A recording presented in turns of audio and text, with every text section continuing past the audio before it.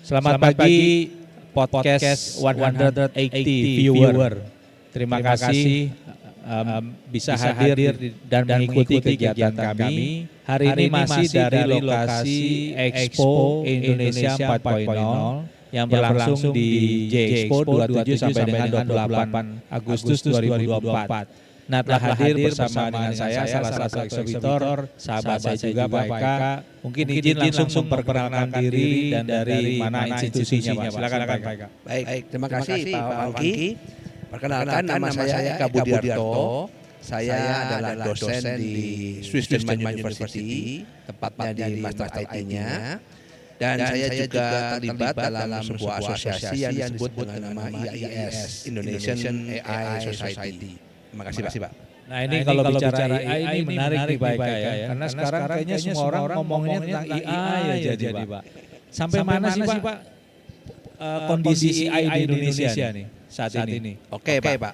Ya, secara umum Pak, memang AI itu sekarang menjadi jargon ya. Semua orang membicarakan tentang AI.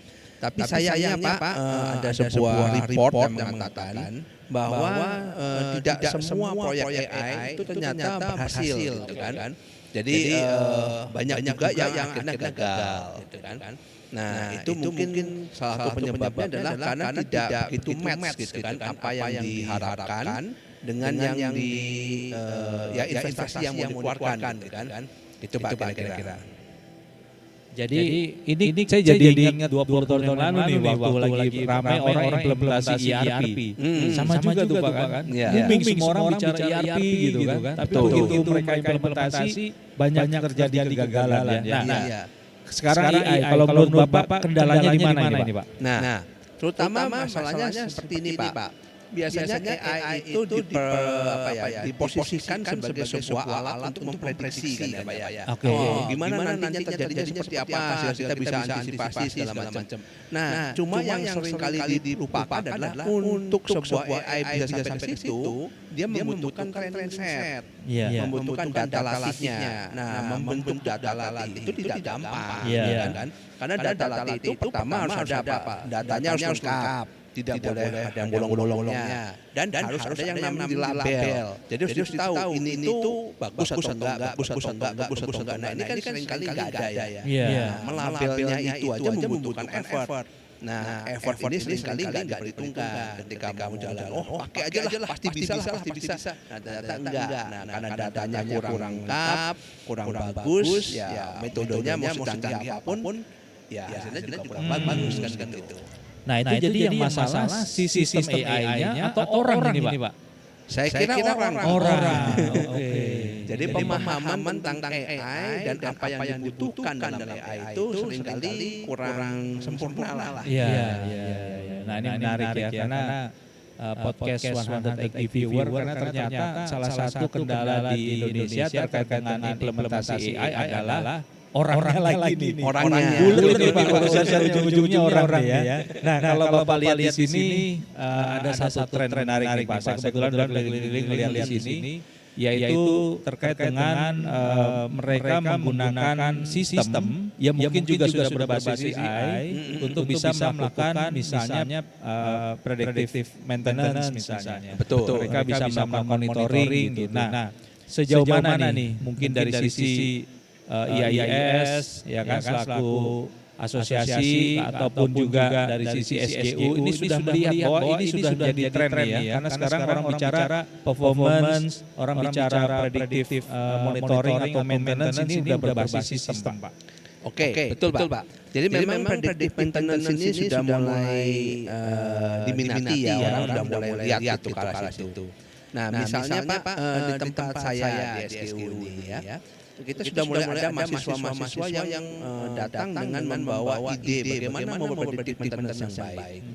Nah, masalahnya itu seringkali Pak adalah feature atau variabel yang dipakai untuk memprediksi ini kadang-kadang kurang jelas, gitu kan. Sebagai contoh saya ambil seperti ini.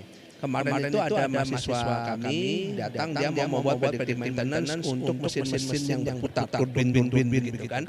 Nah, turbin yang berputar ini kerusakannya itu bisa misalnya imbalance atau misalignment atau bearingnya rusak seperti itu. Nah, bagaimana cara mengetahuinya? Nah, itu yang agak sulit. Jadi dicoba dengan misalnya sensor vibrasi. Nah, tapi kadang sensor vibrasi itu kan menghasilkan spektrum. Nah, spektrumnya seperti apa yang mau kita ambil? Apanya spektrum? Apakah tingginya? Apakah jarak antar spektrumnya? Atau apanya? Nah, seperti itu Pak. Nah, hal-hal seperti itu yang memang seringkali menjadi kendala utama ketika kita mau mengimplementasikan AI. Jadi AI itu bukan sebuah kayak obat dewa gitu kan, diambil ambil cuma metodenya langsung jadi itu nggak bisa. Jadi perlu ada pemahaman tentang bisnisnya, tentang understandingnya apa ini sebenarnya yang kira-kira fitur bisa dipakai apa. Nah, dicoba dulu kan apakah tingginya, apakah jaraknya, apakah kedekatannya, apakah ada groupingnya, nah seperti itu. Nah, kalau itu sudah dapat, sebenarnya sekarang yang menarik adalah metodenya tidak begitu susah karena library itu udah banyak banget ya kan. Python kalau kita buka Python itu library-nya udah macam-macam, mau pakai network, mau pakai SVM, mau pakai apa, udah tinggal pakai aja, tinggal panggil gitu kan, bisa kita develop. Nah, yang susah ternyata adalah tadi menyiapkan datanya sama menyiapkan pemahaman kita feature apa yang mau dipakai sebagai macam. Nah, itu yang susah Pak. Nah, ini menarik ya karena tadi demand-nya sudah ada, marketnya sudah mencari, kemudian mungkin dari sisi akademisi juga udah banyak orang yang ingin mengeksplor dan ingin tahu lebih banyak. Nah, apa peran dari SGU, peran dari komunitas seperti YIS ini bisa membuat semua ini semakin baik, Pak? Kira-kira apa yang bisa diberikan? Oke, Pak. Nah, kalau dalam seperti ini saya kira yang perlu dibuat adalah komunitas, Pak. Komunitas ini perlu berjalan. Nah, dalam hal itulah YIS akan sangat berperan. Ya, bagaimana kita mendukung beberapa cara, Pak. Yang pertama adalah kita berusaha melakukan edukasi, kan? Edukasi, training. Tadi karena kita identifikasi masalah utama adalah orang. Pemahaman orangnya mesti jelas dulu. Apa sih yang dibutuhkan kan begitu.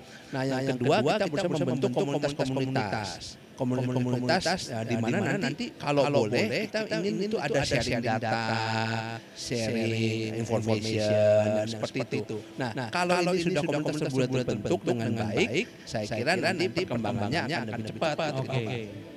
Ya, jadi di sinilah titik penting peran dari kampus besar seperti SGU dan juga komunitas yang bisa saling mendukung ya Pak ya. Betul, Pak. Oke. Nah, harapannya apa Pak melihat dinamika Indonesia 4.0 di industri implementasi industri 4.0 di Indonesia sampai dengan saat ini Pak, terutama di Expo kita kali ini. Oke Pak. Ya, saya sebenarnya sangat senang ya Pak bahwa banyak pameran-pameran seperti ini dilakukan. Ini menunjukkan bahwa sebenarnya adalah perhatian kan karena Indonesia 4.0 ya. Nah, cuma ya Pak, yang sering kali saya lihat agak kurang itu adalah bagaimana sebenarnya kita membentuk komunitasnya gitu kan. Karena kayaknya setiap industri bikin sendiri gitu. Nah, tapi seperti kita pahami bersama, kalau cuma berdiri sendiri itu agak goyang kan gitu ya. Nah, apalagi kalau kita main AI segala macam. AI segala macam ini kan membutuhkan data yang banyak. Data yang banyak tentu tidak bisa didapatkan sendiri biasanya kan. Nah, kita mesti saling sharing, saling apa. Nah, itu gimana kita membentuk komunitasnya. Nah, itu mungkin di situ pemerintah kalau bisa ikut berpartisipasi, mungkin kadang lewat PD atau apa, nah itu bisa didorong sehingga terbentuk memang komunitas yang bisa ada sharing, apa, sehingga nantinya perkembangannya bisa lebih maju lagi. Ya, jadi kuncinya kolaborasi ya Pak ya. Kolaborasi itu Pak. Baik. Terima kasih Pak Eka waktunya untuk bisa hadir di dalam podcast 180 Degree pada kali ini di booth Aptignas di Indonesia 4.0 di Expo Jakarta. Siapa narasumber kita berikutnya kita nantikan. Kegiatan ini didukung oleh Aptignas, Event Cerdas dan 521 Talenta Indonesia. Terima kasih. Terima kasih Pak Eka. Terima kasih Pak.